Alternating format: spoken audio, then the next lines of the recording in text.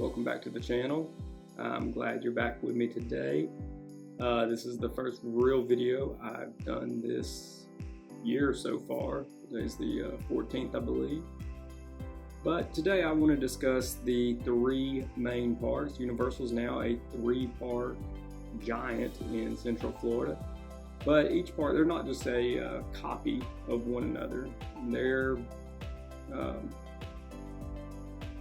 They're each different in their own ways, and today I just want to do a high-speed comparison to find out which one you should spend your time and money at. So let's go.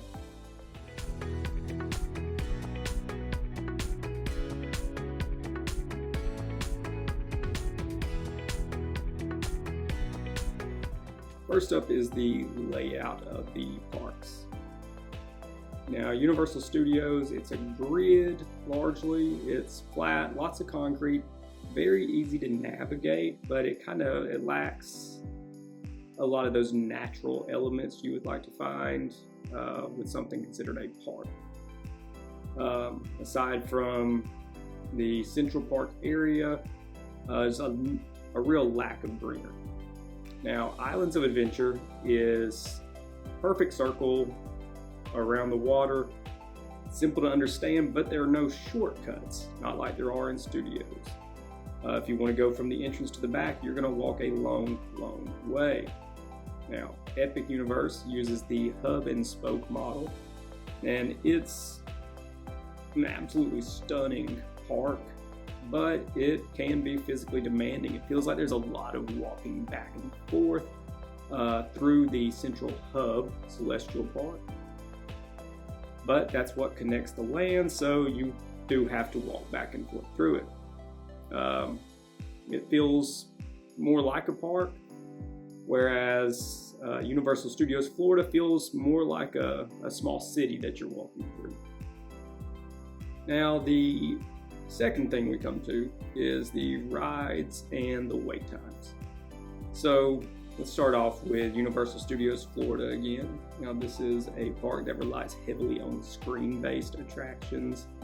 Lots of 3D simulators with Minions, Transformers, but it does have the shortest wait times overall. Now, Islands of Adventure is a thrill park. Best coasters anywhere with Velocicoaster, Hagrid's, Hulk. And it has a really high capacity, which keeps lines moving and keeps those wait times down. Now, Epic, this is the next gen technology is being used in this park. This is cutting edge stuff for theme parks. But with that, the capacity's not there yet. Plus, they have less than a dozen rides. So those wait times can be anywhere from 2 to 3 times longer on average than the more classic parks of Islands and Studios. Now, let's talk about the food and the IP or intellectual property of each one. Now, the intellectual property. The classic parks, both Islands and Studios, kind of like a best of collection of things Universal or things that Universal has partnered with, whether this is Jurassic Park's franchise / Jurassic World, Harry Potter, Marvel, the comic Marvel characters, or Dr. Seuss. Now, Epic is a deep dive into IPs. Instead of there just being one ride, they dedicated entire lands to different IPs, which makes it feel a lot more immersive. It's a lot closer to the Wizarding World at Studios and at Islands as far as just the overall level of immersion. Now, the foods, again, Studios, Islands of Adventure.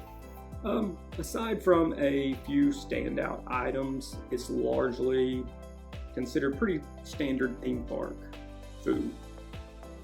Epic, though, did opt for a more upgraded food experience, but the sticker price might reflect that. It does.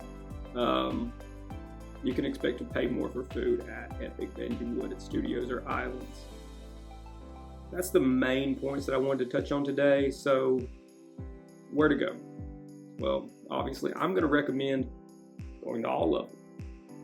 But as far as spending your time and money in a place, I do still feel like the best value to be had is at studios and islands. You are able to go park to park there very quickly, which can really allow you to get the most out of your day.